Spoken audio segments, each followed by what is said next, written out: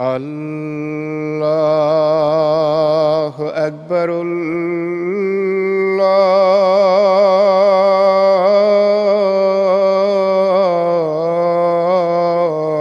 الله أكبر.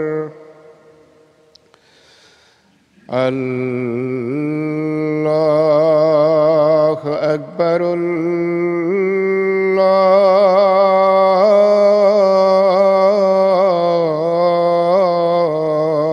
الله أكبر. أشهد أن لا إله إلا الله. أشهد أن لا إله إلا الله. أشهد أن محمدًا رسول الله.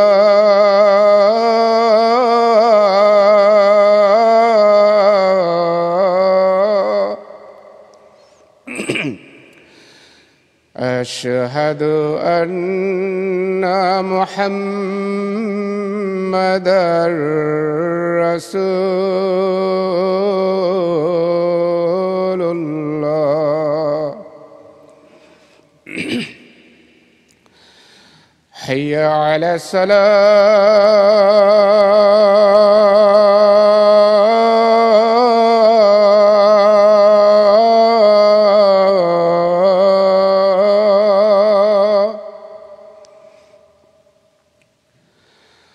حي على الصلاة.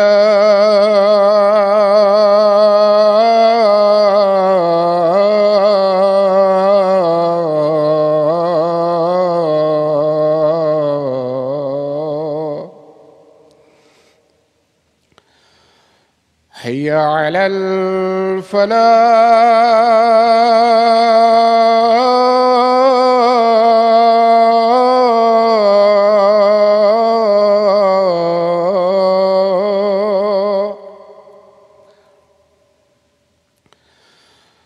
حي على الفلاح.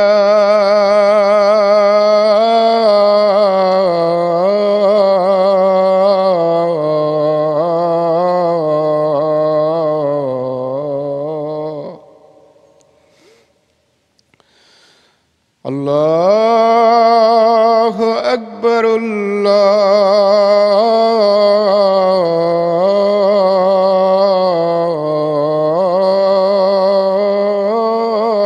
الله أكبر. لا إله إلا الله.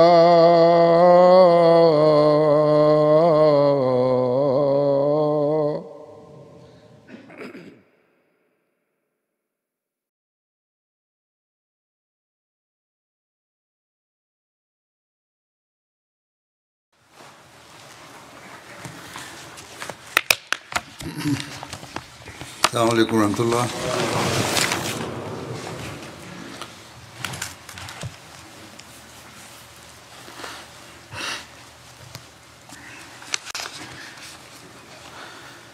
أشهد أن لا إله إلا الله وحده لا شريك له وأشهد أن محمدًا عبده ورسوله.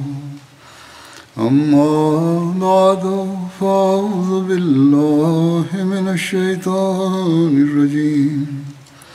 بسم الله الرحمن الرحيم. الحمد لله رب العالمين. الرحمن الرحيم.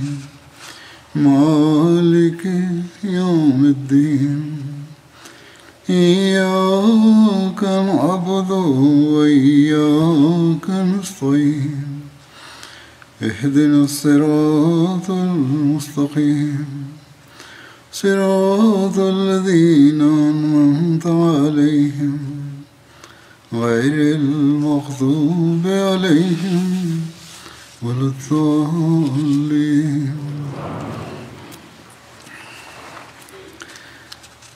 احد کی جنگ میں حضرت صلی اللہ علیہ وسلم کی دعا کی قبولیت جو آپ نے اپنے صحابی حضرت سعد کی دعا کی قبولیت کے لیے کی تھی، اس کا واقعے کا یوں ذکر ملتا ہے. عائشہ بنت سعد نے اپنے والد حضرت سعد سے روایت کی ہے، وہ فرماتے ہیں جب لوگوں نے پلٹ کر حملہ کیا تو میں ایک طرف ہو گیا، تو میں نے کہا ان کو خود سے ہٹا دوں گا، یا تو میں خود نجات پا جاؤں گا اور یا میں شہید ہو جاؤں گا. تو اچانک میں نے دیکھا کہ ایک سرخ چہرے والے شخص کو قریب تھا، اچانک دیکھا ایک سرخ چہرے والے شخص کو، کہتے ہیں قریب تھا کہ مشرکین ان پر غالب ہو جائیں. تو اس شخص نے اپنا ہاتھ کنکریوں سے بھر کر ان کو مارا. تو اچانک میرے اور اس شخص کے درمیان مقداد آ گئے. تو میں نے ان سے پوچھنے کا ارادہ کیا، تو انہوں نے مجھے کہا کہ اے سعد کہ یہ رسول اللہ صلی اللہ علیہ وسلم تھے، اور پھر کہا کہ تجھے بلا رہے تھے. تو میں کھڑا ہوا اور مجھے ایسا لگا گویا کہ مجھے کوئی تکلیف ہی نہیں پہنچی. پہلے زخمی حالت میں یہ تکلیف تھی.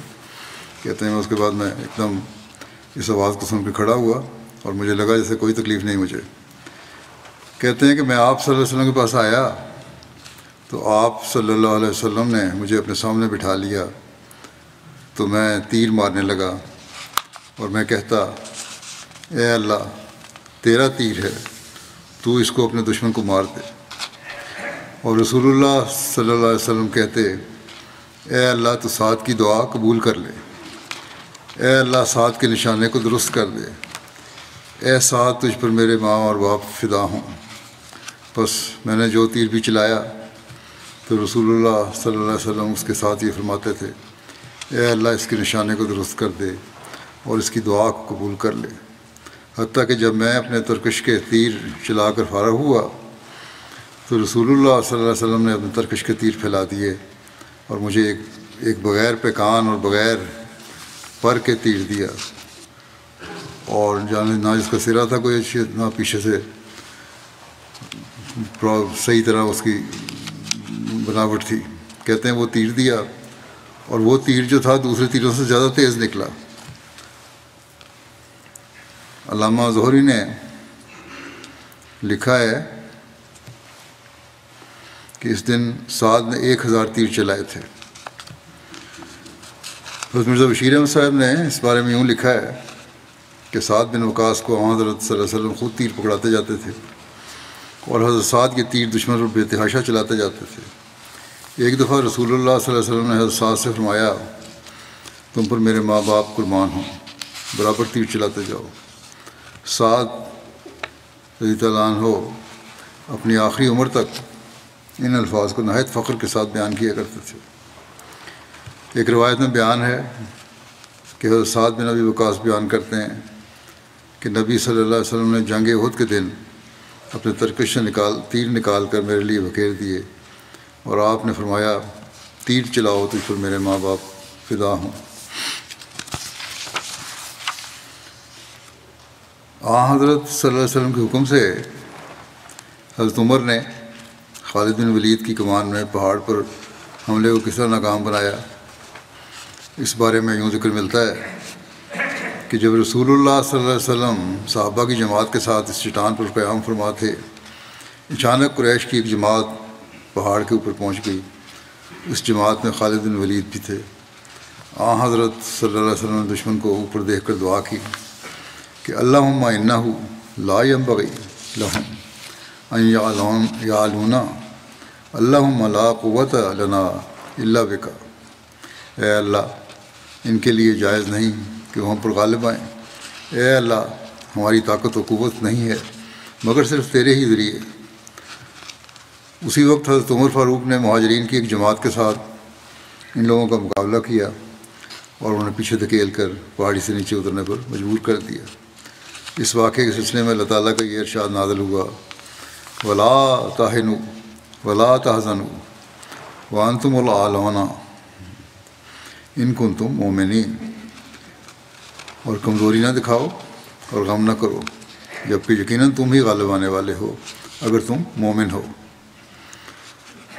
حضرت مرزا بشیر احمد صاحب اس واقعے کو بیان کرتے ہوئے کہتے ہیں کہ جب حضرت صلی اللہ علیہ وسلم درے میں پہنچ گئے تو قریش کے ایک دستے نے خالد بن ولید کی کمان میں پہاڑ پر چڑھ کر حملہ کرنا چاہا، لیکن حضرت صلی اللہ علیہ وسلم کے حکم سے حضرت عمر نے چند مہاجرین کو ساتھ لے کر اس کا مقابلہ کیا اور اسے پسپا کر دیا۔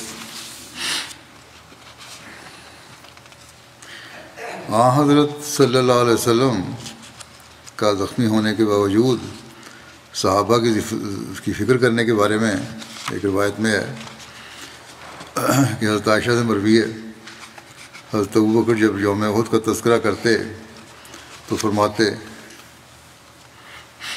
وہ دن سارے کا سارا طلحہ کا تھا، پھر اس کی تفصیل بتاتے کہ میں ان لوگوں میں سے تھا جو احد کے دن رسول اللہ صلی اللہ علیہ وسلم کی طرف واپس لوٹے تھے، تو میں نے دیکھا کہ ایک شخص رسول اللہ صلی اللہ علیہ وسلم کے ساتھ آپ کی حفاظت کرتے ہوئے لڑ رہا ہے۔ راوی کہتے ہیں کہ میرا خیال ہے کہ آپ یعنی حضرت ابوبکر نے فرمایا وہ حضرت صلی اللہ علیہ وسلم کو بچا رہا تھا۔ حضرت ابوبکر کہتے ہیں کہ میں نے کہا کاش طلحہ ہو، مجھ سے جو موقع رہ گیا سو رہ گیا، اور میں نے دل میں کہا کہ میری قوم میں سے کوئی شخص ہو تو یہ مجھے زیادہ پسندیدہ ہے۔ بہرحال کہتے ہیں کہ اور میرے اور رسول اللہ صلی اللہ علیہ وسلم کے درمیان ایک شخص تھا جس کو میں نہیں پہچان سکا، حالانکہ میں اس شخص کی نسبت رسول اللہ صلی اللہ علیہ وسلم کے زیادہ قریب تھا، اور وہ اتنا تیز چل رہا تھا کہ میں اتنا تیز نہ چل سکتا تھا، تو دیکھا کہ وہ شخص ابو عبیدہ بن جراح تھے۔ پھر میں رسول اللہ صلی اللہ علیہ وسلم کے پاس پہنچا۔ آپ کا نچلا ربائی دانت یعنی سامنے والے دو دانتوں اور نکیلے دانت کے درمیان والا دانت ٹوٹ چکا تھا اور چہرہ زخمی تھا۔ آپ صلی اللہ علیہ وسلم کے رخسار مبارک میں خود کی کڑیاں دھنس چکی تھیں۔ رسول اللہ صلی اللہ علیہ وسلم نے فرمایا تم دونوں اپنے ساتھی کی مدد کرو۔ اس سے آپ کی مراد طلحہ تھی اور ان کا خون بہت بہہ رہا تھا۔ حضرت صلی اللہ علیہ وسلم نے مجھے یہ کہ مجھے دیکھو، فرمایا کہ طلحہ کو جا کے دیکھو ان کا کیا حال ہے، ان کی خاطر ان کی وہ دیکھو، ان کے زخموں کو ٹھیک کرنے کی کوشش کرو۔ حضرت صلی اللہ علیہ وسلم کا زیاد بن سکن سے محبت و شفقت کا سلوک اور ان کی حضرت صلی اللہ علیہ وسلم سے محبت کا ذکر بھی ملتا ہے۔ اس بارے میں ذکر ہے، ابن اسحاق نے لکھا ہے جب کفار نے رسول اللہ صلی اللہ علیہ وسلم کو گھیر لیا تو آپ صلی اللہ علیہ وسلم نے فرمایا من رجل یشری لنا نفسہ، کون شخص ہے جو ہمارے لیے خود کو بیچ دے؟ تو زیاد بن سکن 5 انصاری صحابہ کے ساتھ کھڑے ہوئے، اور بعض لوگ کہتے ہیں کہ وہ عمار بن یزید بن سکن تھے۔ تو یہ رسول اللہ صلی اللہ علیہ وسلم کے سامنے داد شجاعت دیتے دیتے ایک ایک کر کے شہید ہوتے رہے، حتیٰ کہ ان میں سے آخری زیاد یا عمارہ تھے۔ یہ لڑتے رہے یہاں تک کہ ان کو کئی زخم لگے۔ پھر مسلمانوں کی ایک جماعت لوٹ آئی اور مشرکین کو رسول اللہ صلی اللہ علیہ وسلم سے دھکیل دیا۔ تو اس کے بعد رسول اللہ صلی اللہ علیہ وسلم نے فرمایا زیاد بن سکن کو میرے قریب کرو، تو صحابہ کرام نے ان کو نبی کریم صلی اللہ علیہ وسلم کے قریب کر دیا۔ آپ نے اپنا قدم مبارک ان کا تکیہ بنا دیا، اور ان کی موت اس حال میں ہوئی کہ ان کا رخسار رسول اللہ صلی اللہ علیہ وسلم کے قدم پہ مبارک پر تھا، اور ان کے جسم پر 14 زخم آئے تھے۔ یہ واقعات بعض پہلے بھی بیان کر چکا ہوں، بعض میں کچھ نئی باتیں ہوتی ہیں، کچھ نئے فکرے ہوتے ہیں، کچھ اور انداز ہوتا ہے، اس لیے دوبارہ بیان کر دیتا ہوں۔ حضرت صلی اللہ علیہ وسلم کی احد سے مدینہ واپسی۔ اس روایات میں مذکور ہے کہ غزوہ احد کے دن حضرت صلی اللہ علیہ وسلم شہدائے احد کی تکفین و تدفین کے بعد مدینہ واپس تشریف لے آئے، اور یہ ذکر بھی ملتا ہے کہ مغرب کی نماز مدینہ میں ادا کی گئی۔ چنانچہ ایک مصنف نے لکھا ہے کہ میدان احد سے مدینہ واپسی ہوئی تو نماز سے مغرب کا وقت ہونے پر حضرت بلال نے اذان دی۔ نماز کی ادائیگی کے لیے رسول اللہ صلی اللہ علیہ وسلم حضرت سعد بن عبادہ اور سعد بن معاذ کے سہارے مسجد تشریف لائے۔ نماز ادا کر کے آپ صلی اللہ علیہ وسلم پھر گھر سے تشریف لے گئے۔ نماز عشاء کا وقت ہونے پر حضرت بلال نے پھر اذان کہی، لیکن رسول اللہ صلی اللہ علیہ وسلم نیند کی وجہ سے تشریف نہ لا سکے، آرام فرما رہے تھے، نیند لے رہے تھے، تشریف نہیں لا سکے اس اذان کے بعد جو وقت تھا نماز کا اس پہ۔ حضرت بلال رضی اللہ عنہ رسول اللہ صلی اللہ علیہ وسلم کے دروازے ہی پر آپ صلی اللہ علیہ وسلم کے انتظار میں بیٹھے رہے۔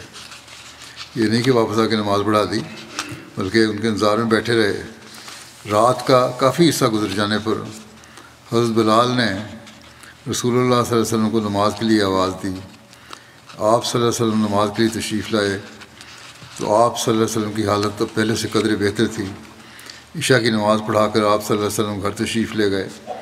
نماز کی جگہ سے گھر تک اصحاب رسول صفیں بنائے کھڑے تھے، ان کے درمیان میں سے آپ صلی اللہ علیہ وسلم اکیلے ہی گھر کو چلے گئے۔ اب کی بار کسی سہارے کی ضرورت نہیں پڑی۔ پہلے مغرب کی نماز پہ آئے تھے تو سہارے سے آئے تھے، پھر آرام فرمایا، عشاء کی نماز لیٹ پڑی اور واپسی پھر سہارے کی نہ آتے نہ جاتے، سہارے کی ضرورت نہیں پڑی۔ اس دوران میں کچھ عورتوں کو حضرت حمزہ کے لیے آہو بکا کرتے پایا تو آپ صلی اللہ علیہ وسلم نے انہیں اس عمل سے روک دیا، جیسا کہ پچھلے خطبے میں ذکر بھی ہو چکا ہے اس کا۔ آپ صلی اللہ علیہ وسلم گھر تشریف لے جانے پر سوائے پہرے داروں کے تمام مرد و آپ کے گھر تشریف لے جانے پر سوائے پہرے داروں کے تمام مرد و خواتین اپنے اپنے گھروں کو چلے گئے، صرف جو ڈیوٹی میں موجود تھے وہ وہاں رہے۔ اس بارے میں حضرت مرزا بشیر احمد صاحب یوں لکھتے ہیں کہ سارے انتظامات سے فارغ ہو کر حضرت صلی اللہ علیہ وسلم شام کے قریب مدینہ کی طرف روانہ ہوئے، یعنی کہ سارے کام ہوئے، یہ نہیں کہ زخمی تھے تو فوری طور پہ آ گئے، بلکہ تمام کام جو تھے سر انجام دیے۔ مدینہ کی عورتوں کا صبر اور رضا کا نمونہ، اس بارے میں پہلے بھی مثالیں دے چکا ہوں عورتوں کی، بعض اور مثالیں ہیں۔ حضرت حمنہ بنت جہش کے جذبات کیا تھے؟ رسول اللہ صلی اللہ علیہ وسلم جب غزوہ احد کے بعد مدینہ لوٹے تو آپ کو حضرت مصعب بن عمیر کی بیوی حضرت حمنہ بنت جہش ملیں۔ لوگوں نے انہیں ان کے بھائی حضرت عبداللہ بن جہش کی شہادت کی خبر دی۔ اس پر انہوں نے انا للہ و انا الیہ راجعون پڑھا اور ان کے لیے مغفرت کی دعا کی۔ پھر لوگوں نے انہیں ان کے ماموں حضرت حمزہ کی شہادت کی خبر دی۔ اس پر انہوں نے انا للہ و انا الیہ راجعون پڑھا اور ان کے لیے مغفرت کی دعا کی۔ پھر ان لوگوں نے ان کے خامد حضرت مصعب بن عمیر کی شہادت کی اطلاع دی۔ اس پر وہ رونے لگیں اور بے چین ہو گئیں۔ اس پر رسول اللہ صلی اللہ علیہ وسلم نے فرمایا کہ عورت کے لیے اس کے خامد کا ایک خاص مقام و مرتبہ ہوتا ہے۔ ایک دوسری روایت میں حضرت حمنہ بنت جہش کے بارے میں ذکر ملتا ہے کہ جب ان سے کہا گیا کہ تمہارا بھائی شہید کر دیا گیا ہے تو انہوں نے کہا اللہ اس پر رحم کرے، اور کہا انا للہ و انا الیہ راجعون۔ لوگوں نے کہا تمہارے خامد بھی شہید کر دیے گئے ہیں۔ کہنے لگیں کہ ہائے افسوس۔ اس پر رسول اللہ صلی اللہ علیہ وسلم نے فرمایا کہ عورت کو خامد سے ایسا تعلق ہے جو کسی اور سے نہیں۔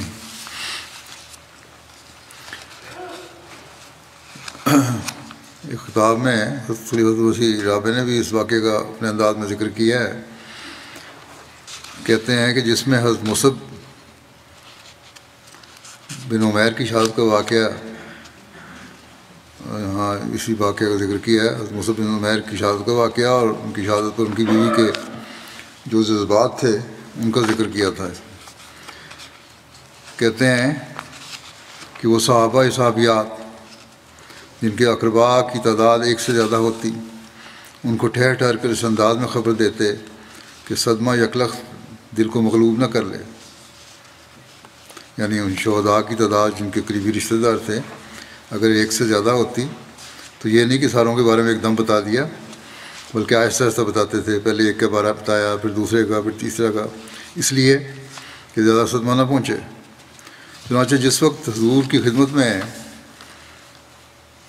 حضرت عبداللہ کی بہن حمنہ بنت جہش حاضر ہوئیں تو آپ صلی اللہ علیہ وسلم نے فرمایا اے حمنہ، تو صبر کر اور خدا سے ثواب کی امید رکھ۔ انہوں نے عرض کیا یا رسول اللہ کس کے ثواب کی؟ آپ نے فرمایا اپنے ماموں حمزہ کی۔ تب حضرت حمزہ نے کہا انا للہ و انا الیہ راجعون، غفر لہ و رحمہ ہنیئا لہ الشہادہ۔ اس کے بعد حضور صلی اللہ علیہ وسلم نے فرمایا اے حمزہ صبر کر اور خدا سے ثواب کی امید رکھ۔ اس نے عرض کی کہ یہ کس کے ثواب کی؟ آپ صلی اللہ علیہ وسلم نے فرمایا اپنے بھائی عبداللہ کی۔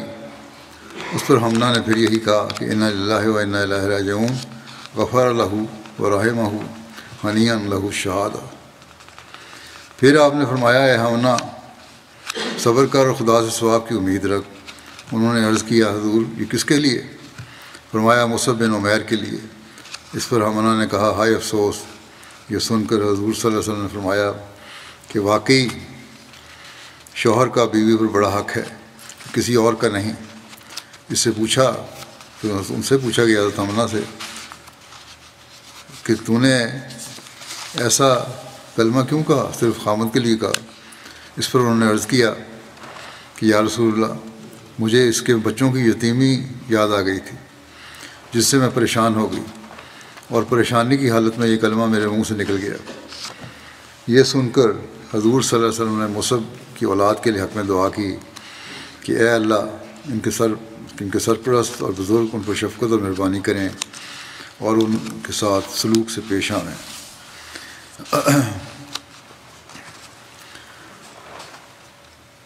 حضرت ہند جن کا ذکر گزشتہ کسی خطبے میں کر چکا ہوں، ان کی حضرت صلی اللہ علیہ وسلم سے عشق و محبت اور اللہ تعالیٰ کی رضا حاصل کرنے کے بارے میں یوں ذکر ملتا ہے۔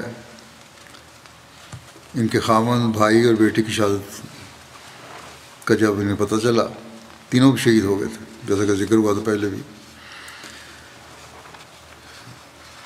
تو یہ تینوں کو پہلے مدینہ لانے کے لیے لے کر آئی تھیں، لیکن پھر واپس لے گئیں، اور اس کی تفصیل یوں بیان ہوئی ہے کہ خدا تعالیٰ کی مرضی تھی کہ احد کے یہ شہداء احد میں ہی دفن ہوں۔ یہاں تک تو پہلے بھی میں بچا چکا ہوں۔ حضرت عائشہ جو احد کی خبر لینے کے لیے نکلی تھیں، انہوں نے حضرت ہند سے جو احد سے آ رہی تھیں خیر معلوم کی، تو اس پر حضرت ہند نے جواب دیا اس وقت، جیسا کہ میں نے کہا گزشتہ خطبے میں ذکر کر چکا ہوں۔ مزید اس کی تفصیل یوں ہے کہ حضرت ہند نے کہا کہ رسول اللہ صلی اللہ علیہ وسلم بخیریت ہیں، اور آپ صلی اللہ علیہ وسلم کے بعد ہر مصیبت آسان ہے۔ جب آپ صلی اللہ علیہ وسلم خیریت سے ہیں تو پھر کوئی ایسی بات نہیں۔ اس کے بعد حضرت ہند نے یہ آیت پڑھی وَرَدَّ اللَّهُ الَّذِينَ كَفَرُوا بِغَيْظِهِمْ لَمْ يَنَالُوا خَيْرًا وَكَفَى اللَّهُ الْمُؤْمِنِينَ الْقِتَالَ۔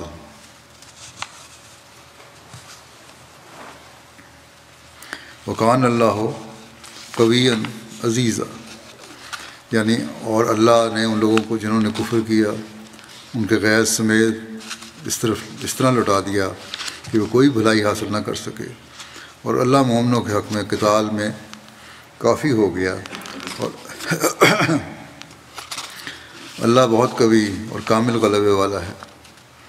حضرت عائشہ نے دریافت کیا کہ اونٹنی پر کون کون ہے؟ تب حضرت نے بتایا کہ میرا بھائی ہے، میرا بیٹا خلاد ہے، اور میرے شوہر عمر بن جموح ہیں۔ حضرت عائشہ نے دریافت کیا کہ تمہیں انہیں کہاں لے جاتی ہو؟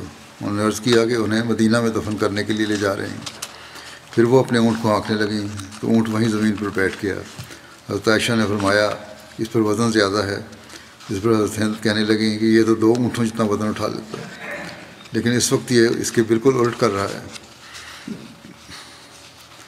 پھر انہوں نے اونٹ کو ڈانٹا تو وہ کھڑا ہو گیا۔ جب انہوں نے اس کا رخ مدینہ کی طرف کیا تو وہ پھر بیٹھ گیا۔ پھر جب انہوں نے اس کا رخ احد کی طرف پھیرا تو اونٹ جلدی جلدی چلنے لگا۔ پھر حضرت ہند رسول اللہ صلی اللہ علیہ وسلم کے پاس آئیں اور حضور صلی اللہ علیہ وسلم کو اس واقعے کی خبر دی۔ آپ صلی اللہ علیہ وسلم نے فرمایا یہ اونٹ معمور کیا گیا ہے، یعنی اس کو اللہ تعالیٰ کی طرف سے اسی کام پر لگایا گیا تھا کہ یہ مدینہ کی طرف نہ جائے بلکہ احد کی طرف ہی رہے۔ فرمایا کہ کیا تمہارے شوہر نے جنگ پر جانے سے پہلے کچھ کہا تھا کہنے لگیں جب عمر احد کی جانب روانہ ہونے لگے تھے تو انہوں نے قبلہ رخ ہو کر یہ کہا تھا کہ اے اللہ مجھے میرے اہل کی طرف شرمندہ کر کے نہ لوٹانا اور مجھے شہادت نصیب کرنا۔ اس پر رسول اللہ صلی اللہ علیہ وسلم فرمایا کہ اسی وجہ سے اونٹ نہیں چل رہا تھا۔ فرمایا کہ اے انصار کے گروہ، تم میں سے بعض ایسے نیکوکار لوگ ہیں کہ اگر وہ خدا کی قسم کھا کر کوئی بات کریں تو خدا تعالیٰ ان کی وہ بات ضرور پوری کرتا ہے، اور عمر بن جموع بھی ان میں سے ایک ہیں۔ پھر آپ نے عمر بن جموع کی بیوی کو فرمایا اے ہند، جس وقت سے تیرا بھائی شہید ہوا ہے اس وقت سے فرشتے اس پر سایہ کیے ہوئے ہیں اور انتظار کر رہے ہیں، انتظار میں ہیں کہ اسے کہاں دفن کیا جائے۔ رسول اللہ صلی اللہ علیہ وسلم ان شہداء کی تدفین تک وہیں رکے رہے۔ پھر فرمایا اے ہند، عمر بن جموع تیرا بیٹا خلاد اور تیرا بھائی عبداللہ جنت میں وہاں دوست ہیں۔ اس پر ہند نے عرض کی یا رسول اللہ صلی اللہ علیہ وسلم، میرے لیے بھی دعا کریں کہ اللہ تعالیٰ مجھے بھی ان کی رفاقت میں پہنچا دے۔ سعد بن ابی وقاص سے روایت ہے کہ رسول اللہ صلی اللہ علیہ وسلم بنو دینار کی ایک عورت کے پاس سے گزرے جس کا خاوند بھائی اور باپ رسول اللہ صلی اللہ علیہ وسلم کے ساتھ غزوہ احد میں شریک ہوئے تھے اور وہ سب شہید ہو گئے تھے۔ جب ان کی تعزیت اس عورت سے کی گئی تو اس نے پوچھا رسول اللہ صلی اللہ علیہ وسلم کا کیا حال ہے؟ تو لوگوں نے کہا کہ اے ام فلاں، آپ ٹھیک ہیں اور الحمدللہ ایسے ہی ہیں جیسے کہ تو پسند کرتی ہے۔ تو اس عورت نے جواب دیا کہ مجھے دکھاؤ، میں آپ کو دیکھنا چاہتی ہوں۔ تو پھر اس عورت کو رسول اللہ صلی اللہ علیہ وسلم کی طرف اشارہ کر کے دکھایا گیا۔ جب اس نے آمد رسول اللہ صلی اللہ علیہ وسلم کو دیکھا تو کہنے لگی کہ ہر مصیبت آپ کے بعد معمولی ہے۔ ایک اور روایت میں اس عورت کے بیٹے کے شہید ہونے کا ذکر بھی ملتا ہے۔ حضرت انس بن مالک بیان کرتے ہیں کہ جنگ احد کے موقع پر جب اہل مدینہ بہت گھبراہٹ کا شکار ہو گئے کیونکہ یہ افواہ پھیل گئی تھی کہ حضرت محمد رسول اللہ صلی اللہ علیہ وسلم کو شہید کر دیا گیا ہے، حتیٰ کہ مدینہ کے گلی کوچوں میں چیخ و پکار مچ گئی تھی، تو ایک انصاری خاتون پریشان ہو کر گھر سے نکلی۔ اس نے آگے اپنے بھائی، بیٹے اور شوہر کی لاش دیکھی۔ راوی کہتے ہیں کہ میں نہیں جانتا کہ پہلے اس نے کس کو دیکھا تھا، مگر جب وہ آخری کے پاس سے گزری تو اس نے پوچھا یہ کون ہے؟ لوگوں نے بتایا کہ تیرا بھائی، تیرا شوہر اور تیرا بیٹا ہے۔ اس نے پوچھا رسول اللہ صلی اللہ علیہ وسلم کا کیا حال ہے؟ لوگوں نے کہا وہ آگے ہیں۔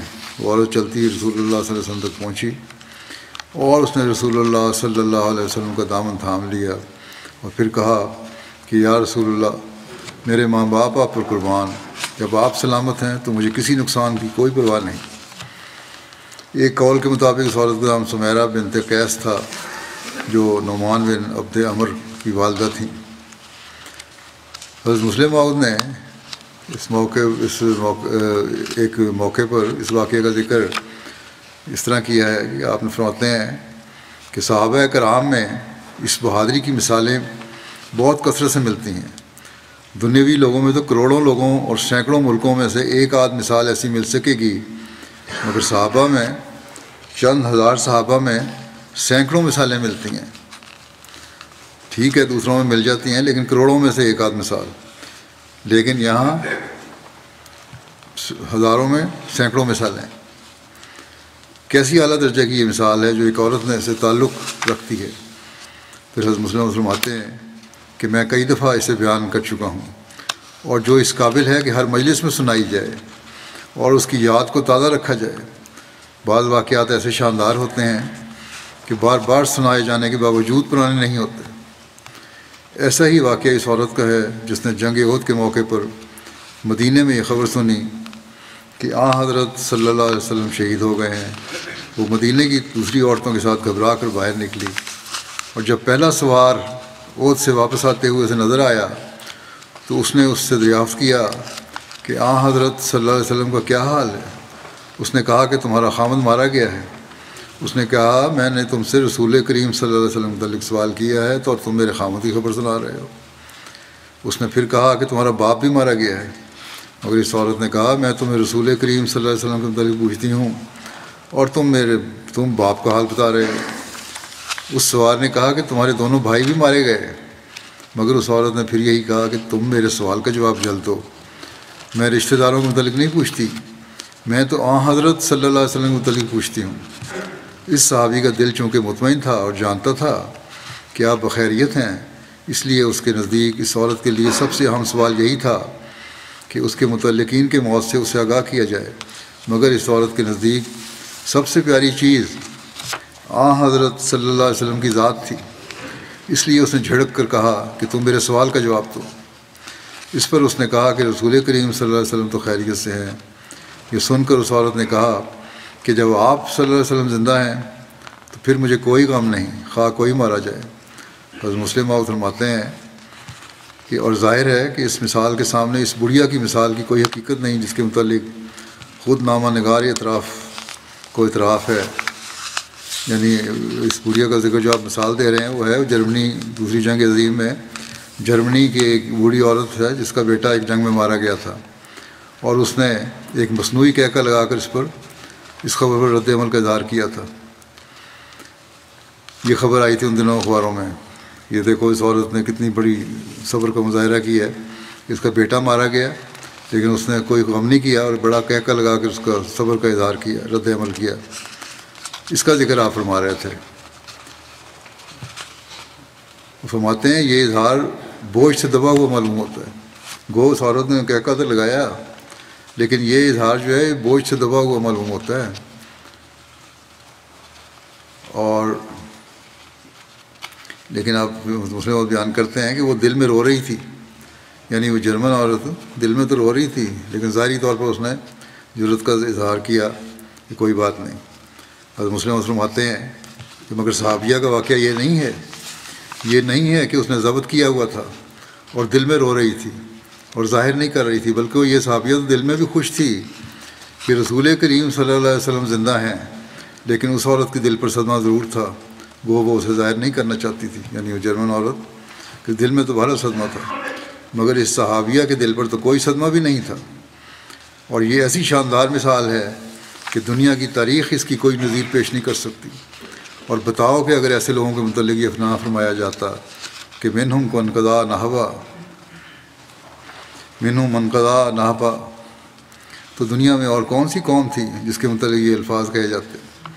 حضرت مسلم موعود کہتے ہیں کہ میں جب اس عورت کا واقعہ پڑھتا ہوں تو میرا دل اس کے متعلق ادب اور احترام سے بھر جاتا ہے، اور میرا دل چاہتا ہے کہ میں اس مقدس عورت کے دامن کو چھوؤں اور پھر اپنے ہاتھ آنکھوں سے لگاؤں کہ اس نے میرے محبوب کے لیے اپنی محبت کی ایک بے مثل یادگار چھوڑی۔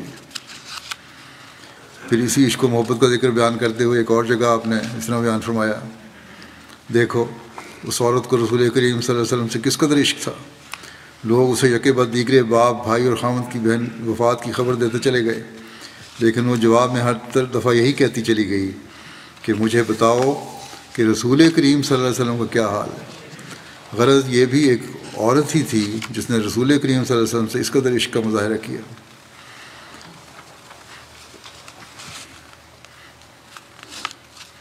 پھر ایک دوسری جگہ آپ اس بارے میں مزید فرماتے ہیں کہ ذرا اس حالت کا نقشہ اپنے ذہنوں میں اب کھینچو، تم میں سے ہر ایک نے مرنے والے کو دیکھا ہوگا، کوئی نہ کوئی قریبی مرتا ہے، کسی نے اپنی ماں کو، کسی نے باپ کو، کسی نے بھائی کو، بہن کو مرتے دیکھا ہوگا۔ ذرا وہ نظارہ تو یاد کرو کہ کس طرح اپنے عزیزوں کے ہاتھوں میں اور گھروں میں اچھے سے اچھے کھانے پکوا کر اور کھا کر علاج کروا کر اور خدمت کرا کر مرنے والوں کی حالت کیا ہوتی ہے، اور کس طرح گھر میں قیامت برپا ہوتی ہے، اور مرنے والوں کو سوائے اپنی موت کے کسی دوسری چیز کا خیال تک بھی نہیں ہوتا۔ مگر حضرت صلی اللہ علیہ وسلم نے اپنے صحابہ کے دلوں میں ایسا عشق پیدا کر دیا تھا کہ انہیں آپ کے مقابلے میں کسی اور چیز کی پرواہ ہی نہ تھی، مگر یہ عشق صرف اس وجہ سے تھا کہ آپ خدا تعالیٰ کے پیارے تھے۔ آپ صلی اللہ علیہ وسلم کے محمد ہونے کی وجہ سے عشق نہیں تھا، بلکہ آپ کے رسول اللہ ہونے کی وجہ سے یہ عشق تھا۔ پھر آپ فرماتے ہیں کہ وہ لوگ دراصل خدا تعالیٰ کے عاشق تھے، اور چونکہ خدا تعالیٰ محمد رسول اللہ صلی اللہ علیہ وسلم سے پیار کرتا تھا، اس لیے آپ صلی اللہ علیہ وسلم کے صحابہ آپ سے پیار کرتے تھے۔ اور صرف مرد ہی نہیں بلکہ عورتوں کو بھی دیکھ لو، ان کو دلوں میں بھی آپ کی ذات کے ساتھ کیا محبت اور کیا عشق تھا۔ پھر آپ فرماتے ہیں کہ یہ محبت تھی جو خدا تعالیٰ نے حضرت صلی اللہ علیہ وسلم کے متعلق ان لوگوں کے دلوں میں پیدا کر دی تھی، مگر باوجود اس کے وہ خدا تعالیٰ کو ہر چیز پر مقدم رکھتے تھے، اور یہی توحید تھی جس نے ان کو دنیا میں ہر جگہ غالب کر دیا تھا۔ خدا تعالیٰ کے مقابلے میں وہ نہ ماں باپ کی پرواہ کرتے تھے اور نہ بہن بھائیوں کی اور نہ بیویوں کی اور خامدوں کی۔ ان کے سامنے ایک ہی چیز تھی، اور وہ یہ کہ ان کا خدا ان سے راضی ہو جائے۔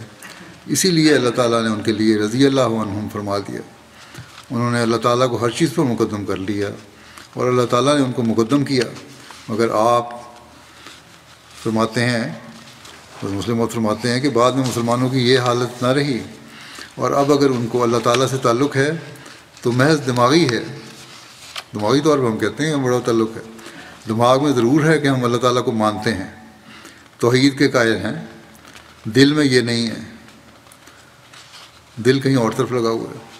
رسول کریم صلی اللہ علیہ وسلم کا ذکر اگر ان کے سامنے کیا جائے تو ان کے دلوں میں محبت کی تاریں ہلنے لگتی ہیں۔ یہ سب کچھ ہے، لیکن توحید کا جو اصل صورت ہونی چاہیے وہ نہیں۔ ایک سیرت نگار لکھتا ہے، بلا شبہ مدینہ کی مصیبت بڑی دردمند مصیبت تھی، لیکن مکہ اور مدینہ کے درمیان ایک مصیبت کے وصول کرنے میں دور دراز کا فرق تھا۔ درمیان اپنی مصیبت کے وصول کرنے میں دور دراز کا فرق تھا۔ بڑی مصیبت تھی مدینہ میں، بڑی حالات خراب تھے، لیکن اگر مقابلہ کیا جائے مکہ اور مدینہ کا، وہاں بھی مصیبت تھی، تو ان کو بھی خطرہ رہتا تھا، مکے والوں کو بھی، لیکن بڑا دور دراز کا فرق تھا۔ اور فرق کیا تھا؟ مشرکین مکہ نے اپنی بدر کی مصیبت کو کچھ کمزوری، اضطراب اور گھبراہٹ سے وصول کیا۔ مکے والوں نے کو جو شکست ملی بدر میں، اس کو کمزوری، اضطراب اور گھبراہٹ سے وصول کیا، اور مدینہ نے اپنی عہد کی مصیبت کو بے نظیر صبر و ایمان اور صبر و ثبات و شجاعت سے وصول کیا۔ اب عہد میں مسلمانوں کو بھی کافی نقصان پہنچا، لیکن ان کا یہ نقصان بے نظیر صبر تھا اور ایمان تھا اور ثبات و شجاعت سے تھی، جس سے انہوں نے اس کو وصول کیا۔ مدینہ کی فوج کو عہد میں جو نقصان پہنچا، اس کی وجہ سے مدینہ کے باشندوں میں سے کسی کو گھبراہٹ، اضطراب اور کمزوری کا کوئی نشان نہ تھا۔ اور اس کی سب سے بڑی دلیل یہ ہے کہ ایک مسلمان عورت نے معرکہ عہد میں اپنے بیٹے، خاوند، بھائی اور باپ کو کھو دیا، اور وہ حیران نہ ہوئی، اور نہ ہی اس مصیبت نے اسے اعتدال کی حدود سے باہر کیا۔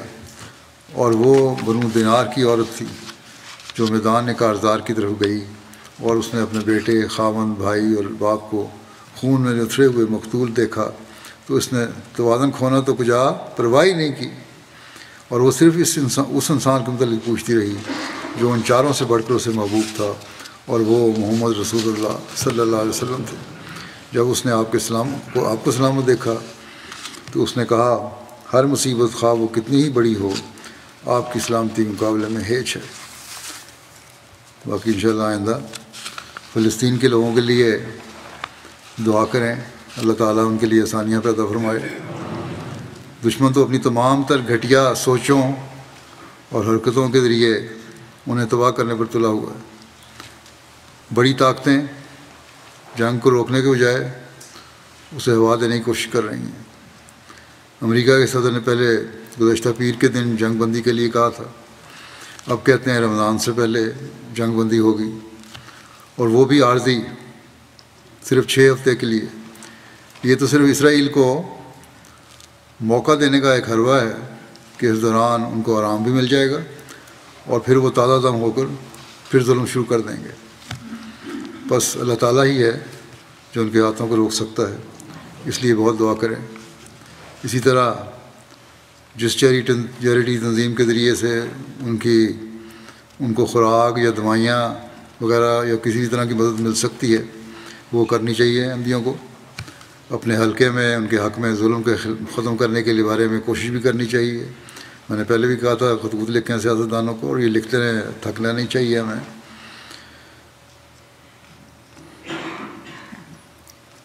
سیاستدانوں کو سمجھائیں کہ جو بھی تم لوگ کر رہے ہو بڑا غلط کر رہے ہو۔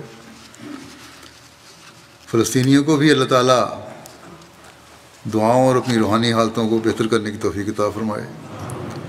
یوکرائن اور روس کی جنگ میں بھی جو یورپ اور امریکہ کے کو براہ راست شامل ہونے کی جس میں یورپ اور امریکہ کے براہ راست شامل ہونے کی خبریں آ رہی ہیں، اس سے بھی عالمی جنگ کے خطرات مزید بڑھ رہے ہیں۔ اس کے لیے بھی جہاں دعا کریں کہ اللہ تعالیٰ دنیا کو تباہی سے بچائے، وہاں احتیاطی تدابیر کے طور پر، جیسا کہ پہلے بھی میں نے کہا تھا اور پہلے وزیر اعظم بھی ایک نسخہ ایٹمی اثرات سے بچنے کا دے چکے ہیں۔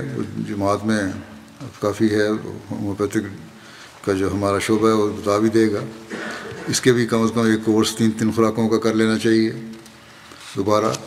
اسی طرح گھروں میں راشن بھی 2-3 مہینے تو احمدیوں کو رکھنا چاہیے، اور خاص طور پہ جہاں براہ راست جنگ کا خطرہ ہے۔ جنگ نہ بھی ہو تب بھی اس کا فائدہ ہی ہے۔ پرانا بھی راشن جو جمع کیا تھا لوگوں نے، مختلف آفات آتی رہیں، اس میں وہ استعمال ہوتا رہا، اور انہوں نے یہی کہا ہمیں فائدہ ہی ہوا۔ یمن کے احمدیوں کے لیے بھی دعا کریں، اللہ تعالیٰ ان کی رہائی کے جلد سامان پیدا فرمائے، اور وہ جو یمنی فوجوں نے یا جو ایک گروپ ہے اس کو یہ شک ہے کہ جماعت احمدیہ ملک کے خلاف سازشیں کرنے والی ہے، ان کے شکوک دور ہوں اور ان کی رہائی جلدی ہو۔ اللہ تعالیٰ دنیا کو یہ بھی عقل دے کہ وہ ترقی کے نام پر دنیا کی غلاظتوں میں پڑنے کے بجائے اللہ تعالیٰ کی پہچان کریں۔ مسلمان ملکوں کو بھی اللہ تعالیٰ انصاف پر قائم کر کے ایک ہونے کی توفیق عطا فرمائے۔ ہمیں بھی توفیق دے کہ ہم اللہ تعالیٰ کے پیغام کو ہر شخص تک پہنچانے والے ہوں۔ ایک افسوسناک اطلاع بھی ہے، مکرم طاہر اقبال چیمہ صاحب ابن خضر حیات چیمہ صاحب صدر جماعت احمدیہ چک 84 ضلع فتح پور بہاولپور کو گزشتہ دنوں شہید کر دیا گیا۔ انا للہ و انا الیہ راجعون۔ طاہر اقبال چیمہ صاحب کو کہ واقعہ شہادت کا یوں ہے کہ 2 نامعلوم افراد نے 4 مارچ کو فائرنگ کر کے شہید کر دیا۔ وقت شہادت مرحوم کی عمر 60 سال تھی۔ مزید تفصیلات اس طرح ہیں کہ طاہر اقبال چیمہ صاحب صدر جماعت چک 84 فتح ضلع بہاولپور نماز فجر کی ادائیگی کے بعد حسب معمول سیر کے لیے روانہ ہوئے۔ 2 نامعلوم موٹر سائیکل سواروں نے تعاقب کر کے فائرنگ کر دی۔ آپ کے سر میں 2 گولیاں لگیں، جس کے نتیجے میں آپ موقع پر ہی شہید ہو گئے۔ وقوع کے بعد حملہ آور موقع سے فرار ہو گئے۔ پولیس نے نامعلوم افراد کے خلاف مقدمہ درج کر لیا ہے، لیکن وہاں اس کے بارے میں تحقیق تو ہوتی کچھ نہیں، لیکن بہرحال مقدمہ درج ہوا ہے۔ شہید مرحوم کی کسی کے ساتھ کوئی دشمنی یا ذاتی رنجش نہیں تھی۔ اپنے گاؤں اور ارد گرد کے دیہات میں بھی یہ نیک نامی کے حامل اور بڑے شریف النفس مشہور تھے۔ سوائے مذہبی عنصر کے اور کوئی وجہ نظر نہیں آتی ان کی شہادت کی۔ شہید مرحوم کے خاندان میں احمدی کا نفوذ ان کے پردادا مکرم معین خان صاحب کے بھائی حضرت حکم دین صاحب صحابی حضرت مسیح علیہ السلام کے ذریعے سے ہوا، جنہوں نے 1905 میں چک 46 شمالی سرگودا سے قادیان جا کر بیعت کی تھی اور قادیان میں ہی قیام پذیر ہو گئے، جس کے بعد انہوں نے اپنے بھائیوں اور خاندان کے دیگر افراد کو بیعت کر کے احمدیت میں شمولیت اختیار کرنے کی تحریک کی، جس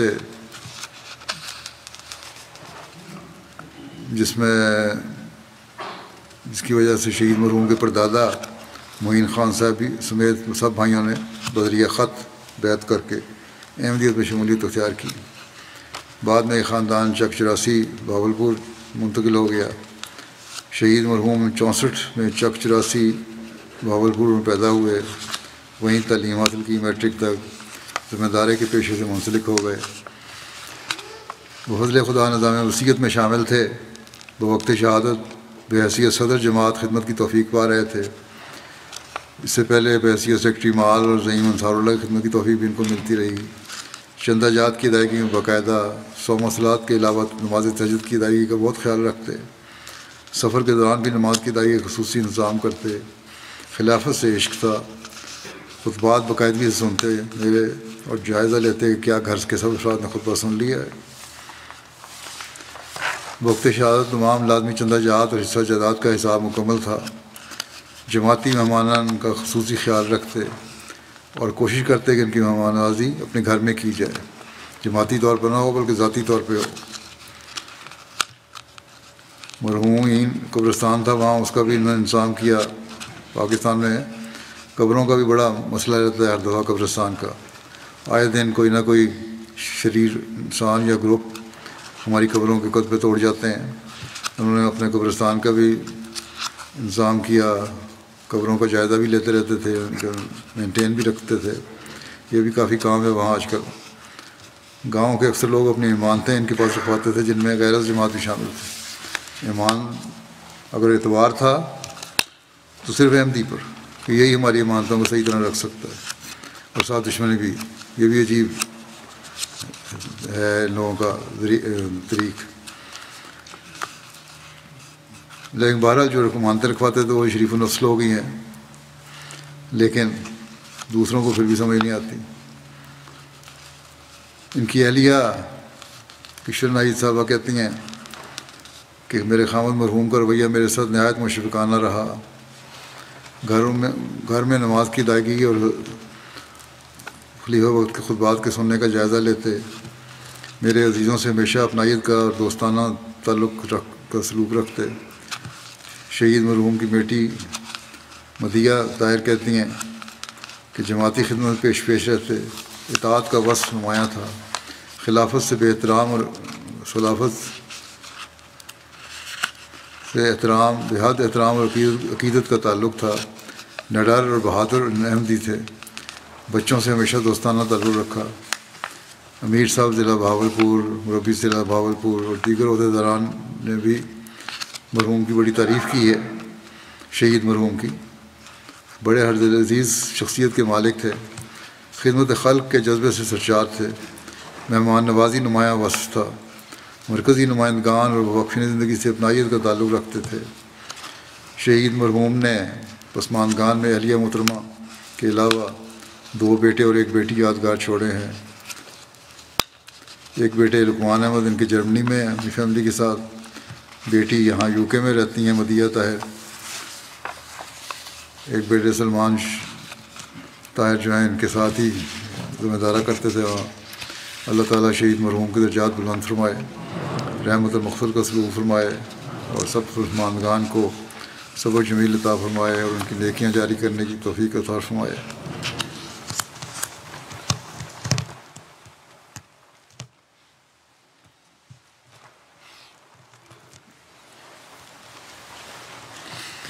نماز کے بعد انشاءاللہ نماز جنازہ ہی پڑھاؤں گا ان کا۔ الحمد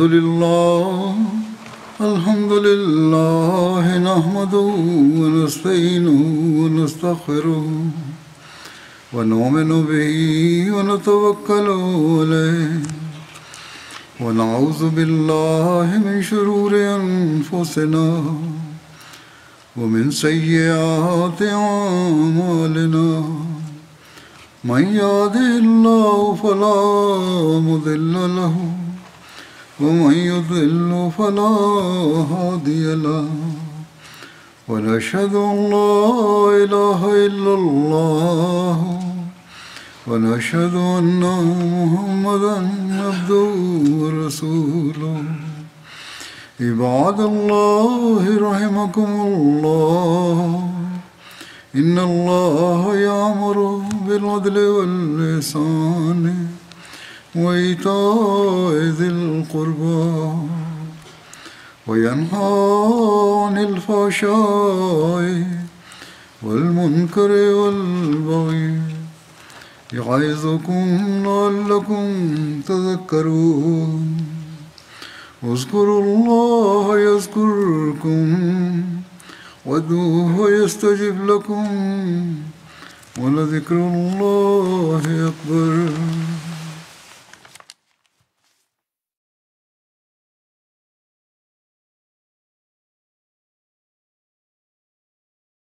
ما كان